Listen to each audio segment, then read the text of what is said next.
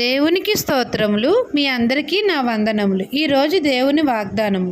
శాశ్వతమైన ప్రేమతో నేను నిన్ను ప్రేమించుచున్నాను గనుక విడవక నీ ఎడల కృపచూపుచున్నాను. ఇర్మియా 31వ అధ్యాయము 3వ వచనం. మన ప్రభువును మన రక్షకుడైన మన యేసయ్య మనల్ని శాశ్వతమైన ప్రేమతో ప్రేమించుచున్నాడు గనుక ప్రభువు విడవక మన ఎడల కృపచూపుచున్నాడు. మన ప్రభువైన యేసయ్య కృపామయుడు, దయామయుడు. పాపులమైన మనల్ని వెదకి రక్షించడం కోసం శరీరధారియే కృపాసత్య సంపూర్ణుడుగా మన యొద్దకు వచ్చాడు. పాపులమైన మనల్ని క్షమించి ఆయన రక్తం ప్రోక్షించి మనల్ని పవిత్రులుగా చేశాడు, పరలోకానికి వారసులుగా చేశాడు. మన ప్రభువు మనల్ని శాశ్వతమైన ప్రేమతో ప్రేమిస్తున్నాడు, మన పట్ల విడువక కృపచూపుచున్నాడు.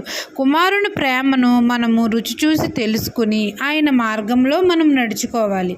మన కొరకు ప్రాణాన్ని ఆ శిలువలో బలియాగంగా అర్పించాడు. ఆయన పవిత్రమైన రక్తాన్ని మన కొరకు వెలగా చెల్లించి నిత్య జీవానికి వారసులుగా చేశాడు.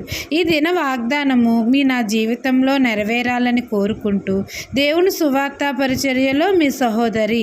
ఆమెన్.